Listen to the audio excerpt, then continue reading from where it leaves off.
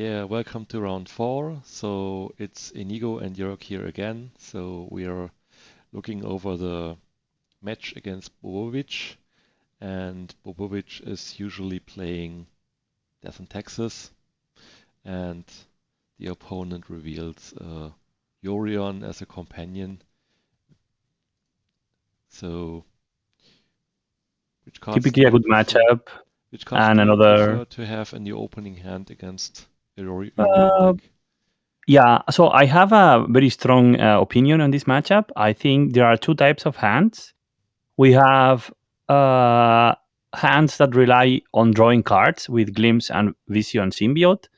And those hands are heavily countered by Spirit of the Labyrinth. So this like anti-hand for our opener.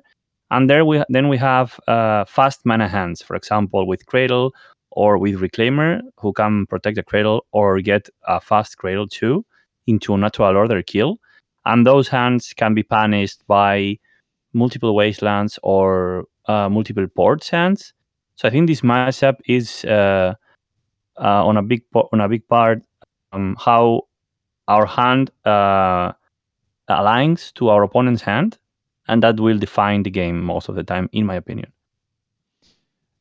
Yeah, I think that's totally correct. So having enough mana is a very important factor in my opinion. So not to be too short on mana. For sure we can top deck another lands, but I think against Death in Texas, if you have access to 2 normal lands and the Cradle, it's a very good start, and it's very good chance that you are likely to cast a lot of your spells and most likely the Natural Order as well.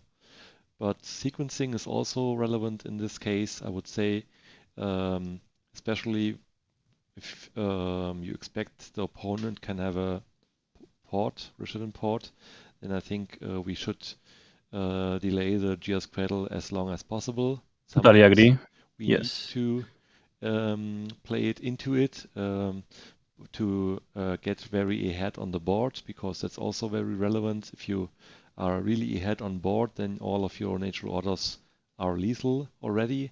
And if you have too few creatures on the board, it's problematic because they are able to destroy those creatures, for example, with a sequence of Swords to Plowshares, Solitude, and Skyclave Apparition. And then Agree. it's very short on creatures, but if we are looking at this starting hand, I would say it has a perfect mix of uh, all we need against them. So we have the payoff with the Nature Order, the Gears Cradle for the mana boost. We have the card draw, and we And have the even rotation. Boseiju to stop a possible Spirit of the Labyrinth Yeah, or Jite. yeah. So I think there's nothing we can complain about this hand against the Yorion deck. I wasn't really 100% sure that it was Death in Texas, but could also be a 4-color deck. It's even, Or yeah, I was going to say it's also a very good Blue hand Zenith. against Band Blue Exactly. Zenith. Yeah, It also exactly. because it has Shepherd. Yeah. So very good. And the opponent was on the draw, and I was on the play, and I thought, okay, this hand is perfect. I can keep it. Then the opponent kept the 7-card hand as well, and the game started. So here, starting with the fetchland for the forest and the shepherd for sure. No need to go for a Dryad Arbor line, especially it's too risky. So they can have the Swords to Plowshares or the Solitude and still cast creatures or Etherwild on the board. But here this is Mother of Runes, and it's very clear that it's Death in Texas. So we drew another Elvish Visionary, Mm-hmm. and then we can just cast the first Visionary and draw cards. Just another deck that we should keep in our radar, I think. And it's also a Yorion deck that we didn't mention at the beginning is Phallic Breakfast. It's also, I think it's a very strong deck because it can grind. It can switch speed very easily, just like we do. It can be very grindy, or it can combo you turn 2 with the appropriate draw. So that's another deck we have to keep in our radar for the when the opponent reveals Yorion. Yeah, that's true. So that's a whole different story, like if you were playing against Death and Taxes or the Blue Zenith deck, because they are able to quickly kill us, so we can die on turn two even. Mhm. And the other decks are very slow, and we have enough time to assemble a board and to execute our game plan, like drawing cards or casting the Natural Order. But as you said, also the Cephalid Breakfast has some interaction, and they usually have a big toolbox of cards they can get with their recruiters. So they can even play a main deck Plague Engineer, and Cabal Therapy can also strip our payoff out of our hand. And then we are sitting there with useless creatures. And yeah, there are a couple of situations where we can't also hold on the mana to hold 2 mana up for the Reclaimer. And as they have also much of removal, it doesn't work that well anyway, because they can just kill the Reclaimer first and then go off. So here in this case, they played the Spirit of the Labyrinth, so they have the Spirit of the Labyrinth covered um, with a Mother of Runes. So I still have the Boseiju and can handle the Spirit of the Labyrinth if I need to. But here in this situation, I think we have a couple of ways. We can just play more creatures and go for the natural order next turn, or also with the Progenitus in the main deck, we can also go for the Progenitus here.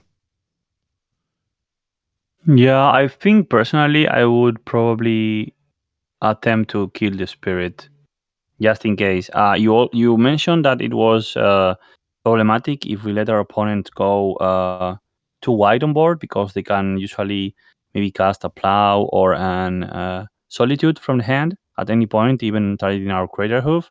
Yeah, So I think building a good like probably an one or two extra creatures above lethal is usually the safest.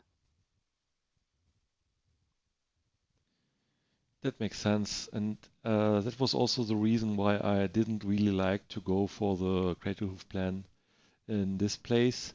Um, when we were talking about killing the Spirit of the Labyrinth, this also means that we can only play one creature this turn. And I don't want to play the Cradle already because it's too easy. I also have the mana here, but if we are planning to use the Boseiju, then we were missing the mana for the Natural Order here. So I think it's the safest line to just play the Progenitus here, Yeah, because they can't definitely. they can't ever answer that in the game one, and they can't really raise it. They need Caldera complete and then a couple of life gain effects to have a good chance against the Progenitus. Yeah, you are in a very good position if you resolve a Progenitus and then keep a Boseiju in hand. So I think that's the line. Exactly, and if we get Progenitus, we can still have the Progenitus to protect against a Jitty attack, or we can still kill the Spirit of the Labyrinth next turn, and then we can remain drawing cards with a Wild Symbiote. And I think Allosaurus Shepherd is the weakest creature we have access to here at the moment, but as I have the second Elvish Visionary, I don't really need to sacrifice the Shepherd. But let's see how exactly I decided here.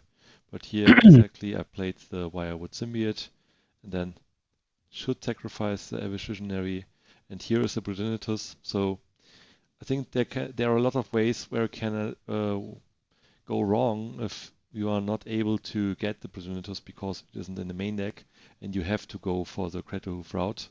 So there is a lot of possibilities that Progenitus they definitely just makes life easier yeah in these that matchups. that Yeah. in the next turn they just play the Skyclave Apparition, and then also have the Solitude, for example, for the upcoming Progenitus, and suddenly this isn't lethal anymore, and then they can recover if they have access to Jitty, for example. But here we are very safe because we have Boseiju and the Wirewood Symbiote. So here Progenitus is good enough. So they Yeah, played. it's probably game from here. Yeah, they also used aggressively used the Mother of Runes to attack through with the Spirit of the Labyrinth, and then they only have the Flicker Wisp untapping their Mother of Runes. And yeah, it's very easy.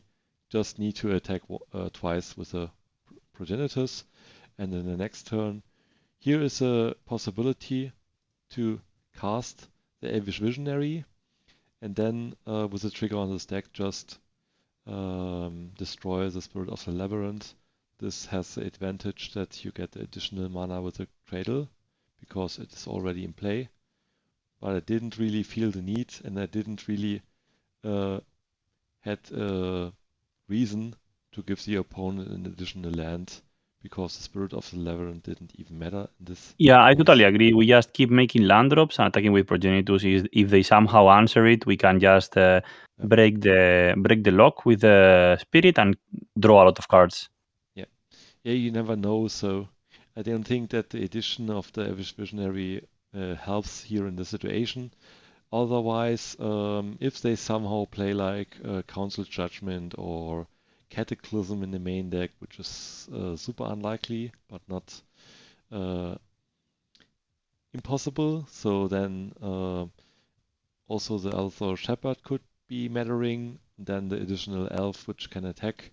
I think that is not a disadvantage, but also not an advantage to play the Visionary here. Didn't really matter, so probably what would be possible to just have more attackers next turn, and then if they somehow get life and go above 10, it would be better to have 2 additional more attackers to attack with 10 additional damage, and then they needed to block and protect their creatures, for example. But in this case, I mean, the Progenitus too strong here. yeah.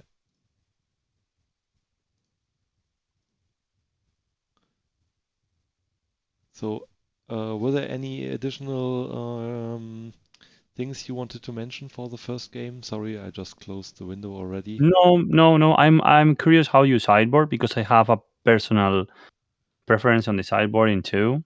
I know it's not common. Okay. Okay, so you side 3 shepherds out. I definitely don't do this. I so I think I value the shepherd a lot when they stall our draw engines. I think shepherd has a lot of value because it stops the ground aggression from Thalias and other creatures, and it also applies some pressure on them because they don't have enough big creatures to stop our 5/5s. So my personal way of sideboarding is I trim 1 shepherd, 1 glimpse, 1 visio because I really don't want a hand with double glimpse. As mentioned in game 1, if yeah, you can keep playing the game if you want. As mentioned in game one, if our hand aligns poorly against our opponent hand, maybe with 2 glimpses and 1 spirit, that means we are on a virtual 5 cards. Works the same way when we have shepherd and our opponent has counter magic. So I want to reduce the chance that I have a double glimpse in my hand, if that makes any sense. Yeah, this is similar reason or similar to how I sideboard against Jeskai decks, because they play between 2 and 4 Narsets at the moment, and then you don't want to strand all of the Glimpse of Natures in your hand, especially in the matchup. They have mana denial, and they have also the possibility to disrupt the Glimpses with Italia and with the Spirit of the Labyrinth. But yeah, I think having access to the cards is very important. But your mix you just explained sounds very reasonable, because you have a good mix to all of those cards, and you can don't have always access to the cards in the right situation, but you can have access to each of those if the situation needs for the card. What I wanted to say is, like, if you are locked under a couple of Spirit of the Labyrinth, for example, then you don't really want the second Glimpse of Nature in your hand. But if you Exactly. have more Shepherds in your deck, then you are more likely to draw it, and then you can make use of it and attack through their lock in a specific way, because all of your creatures are bigger. But with the amount of removal they can have access to, sometimes this doesn't really work, and you oftentimes also need to answer the opponent's Peacekeeper, and then the Shepherd bash don't work anymore, but you need to dig for the answers then. But I'm not really saying that it's wrong, but I prefer a different sideboarding configuration, and I never bought out all of those Althor Shepherd Yeah, because me neither. it's I learned that the hard way. it's too good to have access to, and there are so many games where you just use the Greens on Zenith, and it's like a mini Crater Hoof you get in the late game, so cut it Absolutely. entirely is totally wrong against any deck. So, um, but I think my experience, I don't have any problems with the um, Spirit of Labyrinth and with the card draw lock because first we have access to Boseiju in the meanwhile, two of them, and I also play two Fossa Figo on the sideboard, so it's very likely to have an answer for the Spirit of the Labyrinth if the situation demands that. And I also brought in two Shriekmaws for sure to have a bit of removal, especially to stop the opponent's Stoneforge Mystic draws. So I think that we have enough answers for the Spirit of the Labyrinth now, and especially with the addition of the Once Upon a Time. I don't think that we need to trim on the draw spells, but I think it's okay. You can do that further, and it's not totally wrong. So, what do you say about the starting hand here? Mm, I think it's a little weak.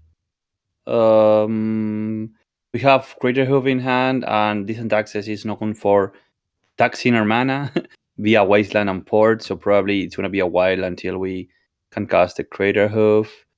Boseiju is nice to have, given also that you only play two, and Shepard alone is not really mattering a lot. So I think it's, I would say, rather on the weak end of the spectrum. But definitely not forced mulligan. Especially after winning game one, I think we can and being on the draw, we have an extra draw step and once upon a time to try to fix our hand. So I maybe give it a chance. Especially if I win game one, I can be more risky with my keeps. Yeah, I won't say that this is a real factor, but I would say this hand has a lot of potential because we have so much mana already. We are really immune by the opponent's mana disruption, I would say, because we have two guaranteed land drops and then have access to the Cradle. And the Boseiju, we are already saved against the opponent's Umezawa's Jitte, and we already have the payoff in our hand. So that can be a disadvantage, but it also can be an advantage, especially if the opponent has access to cards like Craftiger's Cage, Containment Priest, or True. Sanctum Prelate. So I had dozens of games against Death in Texas where I just hardcast the Crater Hoof Behemoth, and it's sounds a bit unlikely on the first hand, but they have so much ways to disrupt us, to mana denial us, but coming to 8 mana is especially not that hard to achieve if you have access to Heritage Druid. So, and with the Once Upon a Time, we find our um, first one drop, I would say. So I wouldn't really like to start with the Elisoro Shepherd here, especially as it's our only copy in the deck left, but definitely not a bad hand, and depends on the start the opponent has. And he has a very weak start here with only the Shadow Spear. And yeah, we draw the Elvish Reclaimer, which is almost one of the best top decks we can have here. So we can Usually now we start. can plan ahead and try to go for a double cradle line. We can sandbag our cradle, try to tutor for a cradle on board with a reclaimer, and then try to go up to 8 mana with a double cradle play to Yes, cast our cradle hoof. yes. So here we start with fetching and playing the Once Upon a Time, and then we have a couple of options here. Hmm. So which card would you prefer in this situation to get with the once upon a time? I think I want the mana. I think I want the Beach Lord. Yeah, that totally makes sense. It accelerates, and we are much nearer. We can have a really high chance to get the Crater Hoof if we have more mana. So I think the best two options, in my opinion, could be the Visionary and the Virtual Rangers. But yeah, I took the Visionary. Interesting. So I, if I see the cards now, I also think that Virtual could be the best option. But having a card Why would draw, this a strong? Why? Sorry. Why would Visio is also a strong pick? yeah, Vigio is also a strong pick, especially because we the could have had the way to flood the board with the creatures already, but the Hmm. opponent had the Azerswan Canonist, so we weren't able to cast multiple spells this turn. So here, um, yeah, we have drawn the Collector Oof from the top also, so it's also a very good top deck. But here, as they have the Azerswan Canonist, we can only play the Other Soul Shepherd and then play the Cradle and keep the Cradle up either for the Boseiju or for the Reclaimer. Ooh, So here they also add the Umusawa Jitte to the board, and it's a very good situation for us because we can get them it's a lot both. of value for the Collector Roof because now it's disabling 2 cards on board. Yeah, yeah. So here it was a bit tricky. I didn't really like to use the GS Cradle in this situation because they can just destroy the Cradle. Yeah, So it has to here, stay on Reclaimer has to stay on defense. yeah. So here I decided to keep up the Reclaimer, and the opponent decided to destroy the Cradle in the upkeep, which doesn't do anything relevant, I would say. But as No, I have the Azerswan Canonist, I was also very limited on my mana, and with this line, it prevented me from casting Natural Order for Progenitors, for example. And here they have a very good plan anyway already, because they have the creature and the Umurawa Stritte. And here I just saved the GS Cradle, and he doesn't really know how much mana I have up in this situation. And yeah, then could have decided to just keep up the Boseiju or cast the Collector Oof. But here I use the Reclaimer and save the Cradle, get another one. And then I drew the Elvish Reclaimer, second Elvish Reclaimer. So, and then I decided to cast the Collector Oof already to just uh, put them under pressure and disable their cards or their equipments. They only had 3 cards in their hand, and there would be a good chance that the Collector Oof survives this turn. So with more cards in the hand, I would probably choose the safer route to keep up the Boseiju and kill the Azerswan Canonist, but I didn't wanted to ramp him that early. But here they need a specific combination of cards like land, swords to plowshares to punish that play, so they can just destroy it or exile it, or they also already need the Solitude with the white pitch card. So here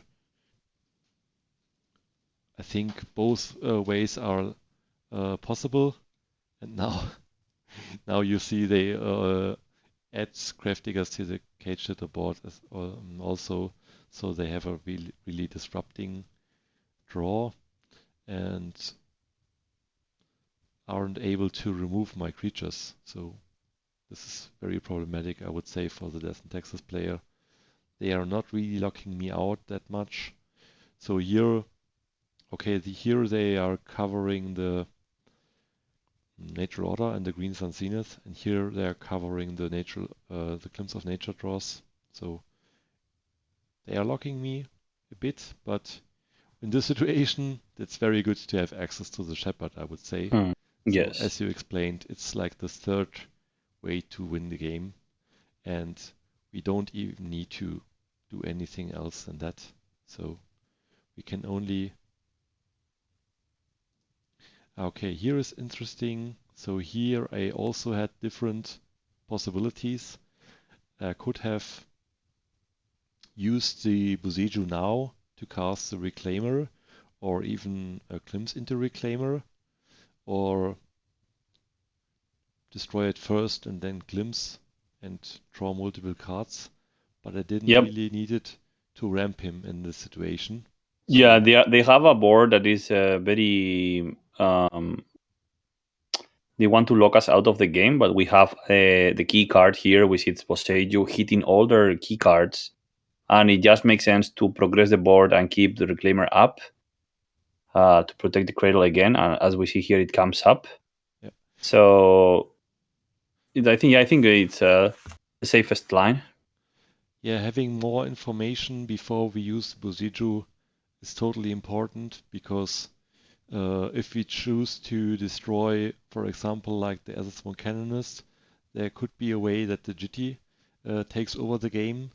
The Grave Digger's Cage doesn't really hurt us that much because our payoff is already in hand and we already have the Shepherd in play. But depending on what happens next, we can decide if we want to use the Buseju at all or can we keep it up as a land because we have 5 creatures here in this situation, and if we play the Buseju from our hand, we can just kill the opponent with the Creative Behemoth and have enough attackers. So we could even use the Dryad Arbor also, but then we were missing one attacker, and then there could be maybe a combination of a couple of removals, but they can't even use multiple removal spells because they have the SS1 Canonist. So there's also a way that the Canonist hurt them as much as it hurts us in this situation, and we didn't really need it to go for a glimpse line here, so it was very good. So here, then in the end step, I decided to destroy the SS1 Canonist just to make use of the mana, and with this, we had a couple of ways to go for the next turn, so we could have gone for the glimpse line, or we just Big cast. misplay for our opponent here by not waiting us to switch phases to the upkeep, where they could have activated Yeah, the cradle, the wasteland, and punish us, so we yeah, couldn't protect it. yeah. That was also a big misplay from the opponent. So he could have delayed the game by that a lot or a bit. Let's say if they do that, I still have the Glimpse of Nature and the Elvish Reclaimer. So, um, but on the other hand, if they okay, they don't have a disadvantage if they wait until my upkeep. And in my upkeep, I could also just use the also Shepherd and attack with that. So that would have been 20 damage here. So they would have been dead on board. But here, they probably forgot that I can still use the Reclaimer because I had 2 mana left in the mana pool. But it's very easy to get a replacement cradle at that point.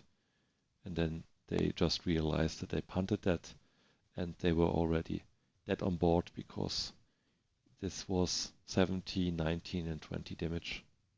So Yeah, here the big problem was they had a couple of lock pieces, but they didn't have had their own block, and they weren't able to deny my mana.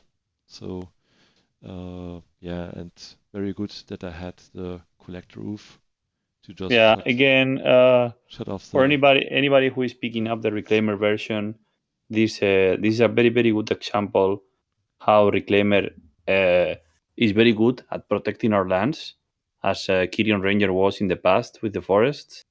But Reclaimer is able to protect cradles. So yeah, it's pretty important, I think, and it's a big part of the how the deck is being more resilient than in the past. Yeah, I totally agree to that. And That's a big advantage of the Elvish Reclaimer, that we can just find replacement GS Cradles, even if they had found a window where they just handled one of our cradles. I could just search for another one, and then I have still enough mana to do. Probably not to cast the Craterhoof anymore, but still casting multiple cards and drawing multiple cards and then finding another Cradle or a Heritage Druid to produce more mana. But Yeah. here it was very easy game against one of the easiest matchups, and with the access to the Boseiju, I would also say that it's still like a 70 to 80% matchup for us now again. So there are some situations where I wouldn't can be say 70, but I agree it's favored. very favored, yeah. Okay, Nico, do you want to add something to this match? Yeah, Otherwise, just to keep in something I want to note for our viewers is that usually the Taxes players, when they are setting up the Peacekeeper lock, they usually play one or two mothers before playing the Peacekeeper itself, and usually they go tutor them with um, the Recruiter. So if you see them playing a Recruiter and going aggressively into getting mothers, that is probably they are setting up a Peacekeeper lock. So either if you can fast kill them, or just dig for your own answers in Shriekmaw or Grist, that probably will put you on a good position after the lock is being set. yeah, when they assemble the log, we need to prepare for that and plan for that ahead. So uh, probably there is a chance that if we see it coming, we can prepare to get a Chris on the board, for example, and then if we find another Shriekmaw, we can um, get the Peacekeeper off the board somehow. But what also a very interesting thing I thought about is if they are just focusing on finding the Peacekeeper lock, and also with the Caldra complete, there could also be a chance to think about adding discard spells against Death and Taxes, to just discard those cards after they search for it. Maybe I don't know about that. I probably just prefer to increase a little bit the density of removals, because usually when they go for the Peacekeeper, I found that we have a lot of turns where they just go make land drops and try to build the Jorium log by finding and growing a vial to 5 and then finding a Caracas. So probably you have a decent amount of turns to maneuver. If you can resolve a glimpse in that window of time, it's very likely you can find your uh, the way to break the lock. Yeah, unless they are not having two Mother of Runes and the Peacekeeper, it should be realistic to get there, because double removal with the Christ and the Shriekmaw can at least handle with one of them creatures, and then they can't have another Mother of Runes, and then we need to use Christ in additional time, for example. But Christ isn't that reliable in the matchup because they already also have access to the Skyclave apparition sometimes. Yeah, And and Skyclave hands are also a problem. I would say Skyclave is a very good card for taxes. It deals with everything we can play except the Craterhoof and Progenitus. So Skyclave is a very good card, and it definitely has helped them to so that the matchup is not so much one-sided. exactly, and additional removal is also very helpful for them. So yeah, maybe it depends on the amount of cards we can bring in the matchup. So if we wouldn't have probably access to the Force of Vigors, for example, and not have any other very good relevant card, I can see a way to just think about adding the Thought Seizures, maybe only on the draw, but yeah, it's demanding black mana relatively early, so it isn't really good for us to be that soft to the opponent's wasteland that early at least. So maybe not the best idea, but we can keep it in mind and then maybe try it out if it comes up, and maybe it can work sometimes, but most of the times it can only hit a random card. So if we don't get the one specific card we wanted to prevent, then it's just a waste of a card in most cases, but can be good sometimes, I believe. So we can keep it in mind. So anything else to note here in this match? Nothing else really. I Should think we can proceed with the next round. Okay, then see you soon in the next round. Bye.